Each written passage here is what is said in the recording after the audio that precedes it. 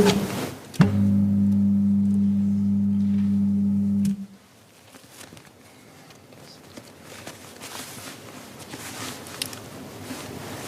Speaker, the book titled Red Lines, Political Cartoons and the Struggle Against Censorship was classified by MDA as objectionable under the Undesirable Publication Act. It contained material that denigrated several religions and religious figures. These included caricatures from the Charlie Hebdo magazine of the Prophet Muhammad, which demean the Prophet and are extremely offensive to Muslims. We found it shocking that demeaning and insulting images of the Prophet should be published anywhere. These images had led to rioting and death in parts of the world, including in France, United Kingdom, Middle East, Africa, and Indonesia. Major media publications, including in Western countries, have refrained from publishing the offensive caricatures. Muiz reviewed the Red Lines book and found it contained several caricatures of the Prophet, as well as others that incited discrimination against Muslims, mocked the Holy Quran and the Prophet, and demeaned Islam. Muiz determined that these images are offensive to Muslims. Muiz also said that such contents that negatively depicts Islam and Muslims, or any religion for that matter, are not acceptable, and even more so in a multi-religious society such as Singapore. Hence, Muiz supports IMDA's classification of this book. I'm certain the Muslim community also supports this move. Besides the caricatures of the Prophet and Islam, the book also included images insulting to other religions. The authors may say that they do not intend for the publication to be insulting or demeaning, and their intention is to educate. But the government rejects that.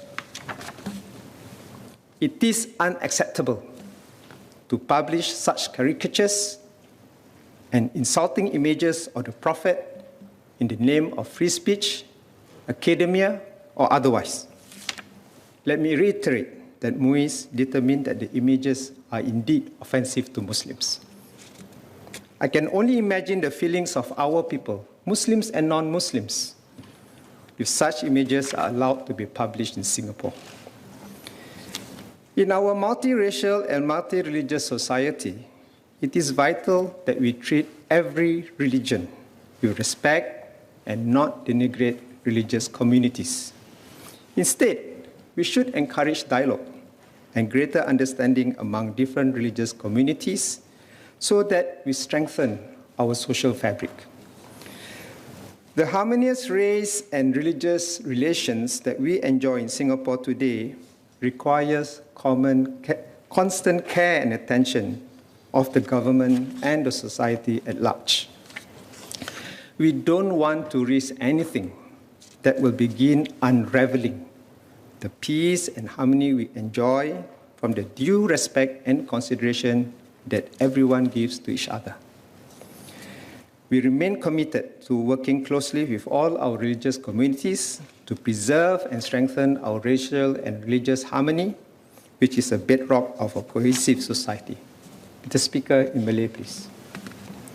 Tuan Speaker, buku berjudul Red Lines, Political Cartoons and the Struggle Against Censorship dipertikaikan IMDA di bawah Akta Penerbitan Tidak Diizini atau UPA kerana mengandungi imej-imej yang menghina beberapa agama serta tokoh agama.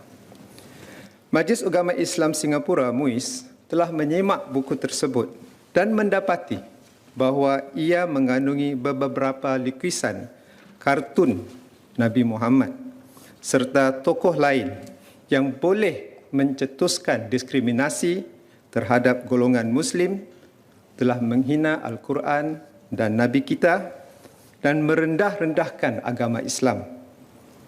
MUIS mendapati bahawa imej-imej ini menyinggung perasaan ramai orang Islam. MUIS juga menyatakan bahawa kandungan sedemikian yang memberikan gambaran negatif terhadap Islam dan para penganutnya malah kepada sebarang agama lain tidak boleh diterima.